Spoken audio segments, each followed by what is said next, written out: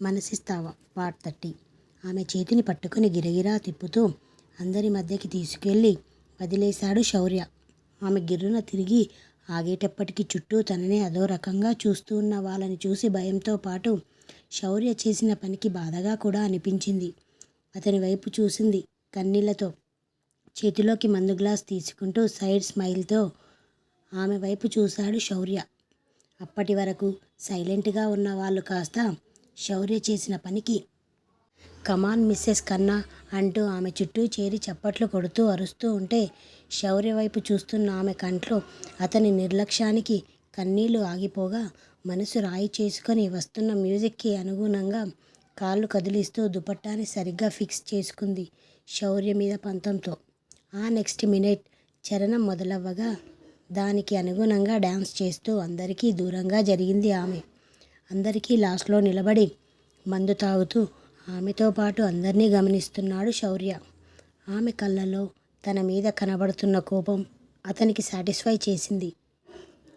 Dance చేస్తున్నప్పుడు కదులుతున్న ఆమె శరీర అందాలతో పాటు సన్నని నడుము మెలికలు తిరుగుతూ ఉంటే దానిని అందుకోవడానికి చాలా చాలా తహతహలాడుతున్నారు చాలామంది.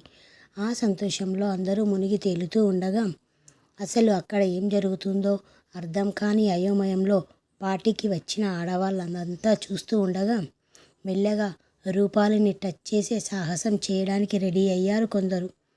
అప్పటికీ కూడా స్టైల్గా నించుని జరిగేది చూస్తున్న శౌర్యని చూసి ఇక అతను ఏమనడు అని అర్థమవ్వడంతో వాళ్ళు పైకి వచ్చే కొద్దీ వెనక్కి జరుగుతూ ప్రాణం లేని బొమ్మలా డ్యాన్స్ చేస్తున్న రూపాలి నడుమును కోరికగా చూస్తూ తాగిన మత్తులో ముట్టుకోవడానికి చేతిని చాపాడు ఒకడు.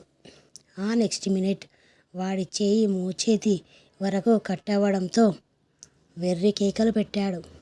అతను కనురెప్ప మూసి తెరిచే టైంలో ఏం జరిగిందో అర్థం కాక అందరూ అయోమయంగా చూస్తూ జరిగిన విజువల్ని గుర్తు చేసుకోగా ఆ నడుము పట్టుకోవడం చూసిన శౌర్య చేతిలో గ్లాస్ తనకి తెలియకుండానే పగిలిపోతే వాయువేగంతో అక్కడ నుండి రూపాలి దగ్గరికి వెళ్ళిన అతను ఆమె నడుమును అతను టచ్ చేయకముందే తనని పక్కకి లాగి వాడి చేతిని కోసేశాడు తన చేతిలో ఉన్న గ్లాస్ ముక్కతో. అది చూసి అందరూ భయపడుతూ దూరం జరగగా నోటికి చేతిని అడ్డం పెట్టుకొని భయంగా చూస్తున్న రూపాలిని చూసి నువ్వు రూమ్కి వెళ్ళు అని చెప్పాడు శౌర్య. అయినా అక్కడి నుండి కదలకుండా అతనినే కోపంగా చూస్తున్న ఆమెను చూసి చెప్పేది నీకే, నువ్వు రూమ్కి వెళ్ళు అని ఈసారి పెద్దగా అరవడంతో కోపంగా అక్కడి నుండి వెళ్ళిపోయింది ఆమె. మిస్టర్ కన్నా, ఏంటి మీరు చేసింది? పార్టీకి అని పిలిచి ఇలా చేస్తారా అని అడిగాడు బాధతో అరుస్తున్న వాడి చేతికి టిష్యూ అడ్డు పెడుతూ ఇంకొకడు. పార్టీకి రమ్మన్నాను కానీ మీ ఇష్టానికి చేసి నా పిల్లాన్ని టచ్ చేయమన్నానా అంటూ సిగరెట్ వెలిగించాడు శౌర్య. అలాంటప్పుడు ఆమెతో డ్యాన్స్ చేయించడం మీ తప్పు. ఆ సరదాలో ఏదో క్యాజువల్గా అతని చేయి ఆమెకి తాకి ఉండొచ్చు. అంత మాత్రానికి వాట్, చేయి తాకిందా? నో, తాకాలని చూసినందుకే ఇలా జరిగింది. అదే తాకి ఉంటే అంటూ దవడలు బిగించి వాడి వైపు చూశాడు శౌర్య. దాంతో భయం వేసి సారీ, నేను తప్పు చేశాను, ఇంకోసారి ఇలా జరగదు, ప్లీజ్ సేవ్ మీ మిస్టర్ కన్నా అంటూ ప్రాధేయపడ్డాడు చేయి తెగినవాడు. చిరాకుగా వాడిని చూస్తూ పో అన్నట్టు చేతిని చూపించి అక్కడ నుండి వెళ్ళిపోయాడు శౌర్య. ఒక నిమిషంలో అక్కడంతా తారుమారు అవ్వడం చూసి ముందు భయంతో నిలుక్కుపోయిన వాళ్ళు తర్వాత శౌర్య చాలా శాంతంగా రియాక్ట్ అవుతూ వాడిని వదిలేయడంతో అమ్మయ్య బ్రతికిపోయాం, లేదంటే అందరినీ ముక్కుముడిగా చంపేస్తాడు అనుకుంటూ వెంటనే అక్కడి నుండి వెళ్ళిపోయారు. అసలు ఎందుకు శౌర్య ఇదంతా చేస్తున్నాడో అర్థం కాక హోటల్ వాళ్ళకి బిల్ కట్టను పోతాడు అయ్యారు. రూమ్లో బెడ్ మీద అడ్డం పడి ఏడుస్తూ ఉంది రూపాలి. లాక్ ఓపెన్ చేసి లోపలికి వచ్చిన శౌర్య అది చూసి కూడా చూడనట్టు తన కోట్ విప్పుతూ ఉండగా అతనిని చూసి కన్నీళ్లు తుడుచుకొని పైకి లేచిన ఆమె ఆవేశంగా అతని షర్ట్ పట్టుకొని, అసలు నువ్వేమనుకుంటున్నావు?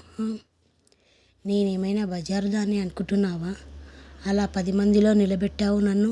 ఛీ, ఇన్ని రోజులు నువ్వు కనీసం మనిషివి అనుకున్నాను, కానీ నువ్వు మృగానివి. నేను తప్పు చేశాను నీ విషయంలో. అది పొరపాటున జరిగింది, కానీ కావాలని చెయ్యలేదని కొన్ని వేల సార్లు చెప్పుంటాను ఇప్పటి వరకు.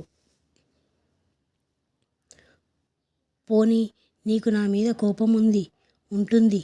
అలాంటప్పుడు పర్సనల్గా నన్ను కొట్టినా తిట్టినా పడతాను, కానీ అలా అందరిలో అంటూ బాధతో మాట్లాడలేక అతనిని వదిలేసి మొహాన్ని చేతుల్లో దాచుకుని ఏడ్చింది. అంటూ చేతులు తన పాకెట్లో పెట్టుకొని, అయిపోయిందా, ఇంకేమైనా ఉందా అని అడిగాడు చాలా కూల్గా. శౌర్య అతని మాటకి ఆశ్చర్యంగా చూసింది తన వైపు రూపాలి.